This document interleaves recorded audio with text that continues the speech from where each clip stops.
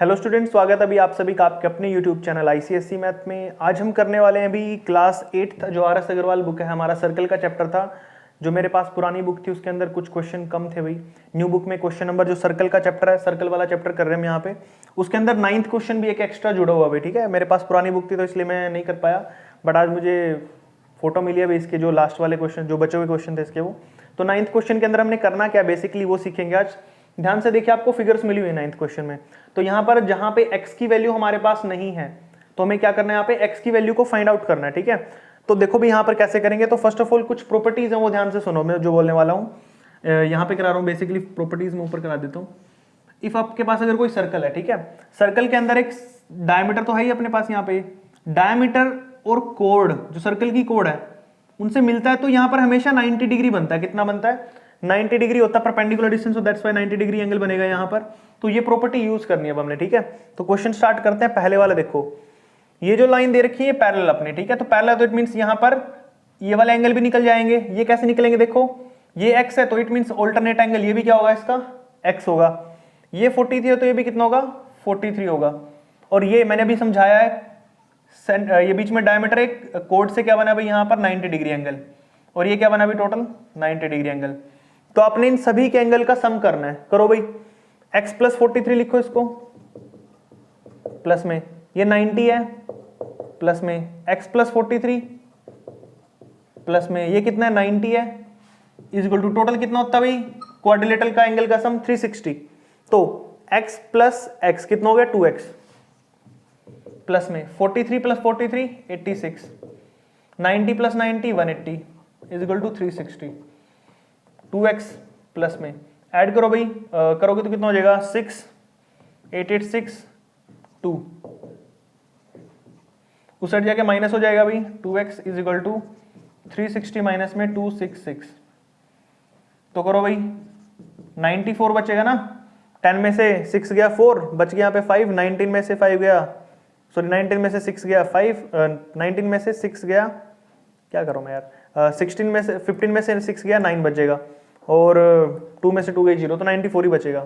2 divide में गया तो x की वैल्यू आ जाएगी भाई 94 बाय में 2 कट के कितना आ जाएगा 47, ठीक है।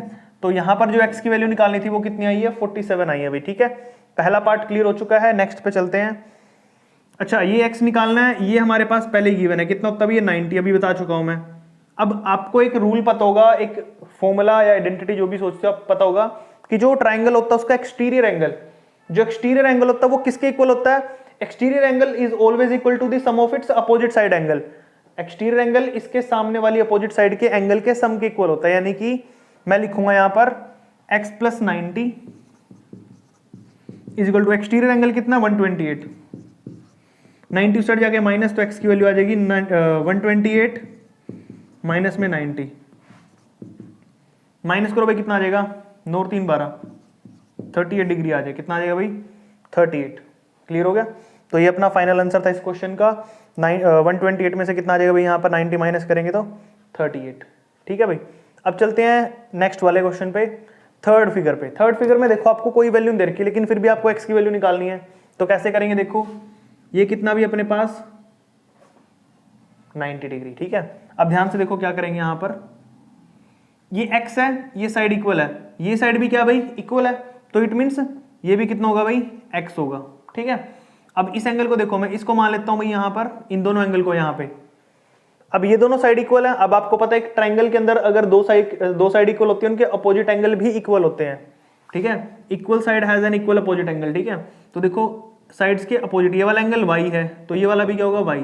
तो मैं पहले ये ट्राइंगल ले रहा हूँ, ये छोटे वाला, तो y प्लस 90, क्या लिखूंगा यहाँ पे y plus 90 is equal to कितना 180, क्योंकि 1 2 3 ट्राइंगल के तीनों एंगल का सम 180 के इक्वल, 90 साइड जाके minus 180 minus 90, y plus y कितना हो गया 2y, ये 90 साइड जाके minus 2y is equal to कितना बचा भाई 90, तो 2 डिवाइड में जाएगा तो y की वैल्यू होगी 45, है ना, क्योंकि 90 को 2 से डिवाइड करेंगे, लिख देता हूँ यार, तुम डायरेक्ट ना कर पाओ तो कर देता हूँ 45, ठीक है भाई। ये लो, तो ये वैल्यू कितनी आ गई 45, ये वैल्यू भी कितनी आ गई 45। अब ये 45 आई है अगर, तो ये बचा हुआ 180 में से माइनस करो इसको, तो ये कितना बचेगा अंदर की तरफ, ये वाला पार्ट, ये बचेगा इस पार्ट को मैं मान लेता हूँ z, ठीक है।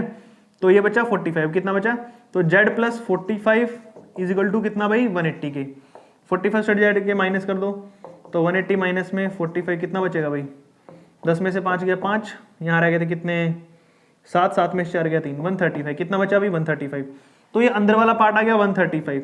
अब मैं लूंगा ये छोटे वाला ट्रायंगल, इस साइड वाला, तीनों एंगल का सम करो, देखो कौन कौन से हैं, x प्लस में 135, x प्लस में 135 इक्वल टू 180, 30 जाके माइनस हो जाएगा, x 2x होते हैं, 180 में से 135 माइनस करोगे तो कितना बचेगा भी अपना, 10 में से 5 गया 5, ठीक है। और इस साइड बचे भाई कितने 7, 7 में से 3 गया 4, 45 2 डिवाइड में जाएगा भाई, तो x की वैल्यू आ जाएगी 45/2, काटेंगे तो 22.5 डिग्री।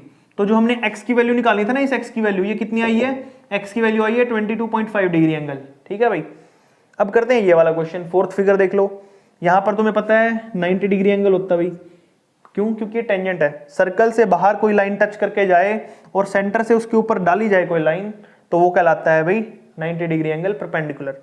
तो हमें x निकालना है तो बहुत ईजी है, तीनों एंगल को जोड़ दो, 90 प्लस 70 प्लस एक्स, देखो 90 plus 70 plus X is equal to कितना होता है 180, 90 70 कितना होता है 9 7 16 160 प्लस में एक्स इज इक्वल टू 180, 160 से आके माइनस हो जाएगा, तो 180 में से माइनस कर दो 160 is equal to only 20 degree बचेगा।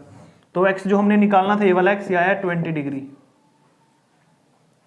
ठीक है भाई, बिल्कुल इजी था। ये वाला देख लो भी, ये कर रहे हैं यहाँ पे।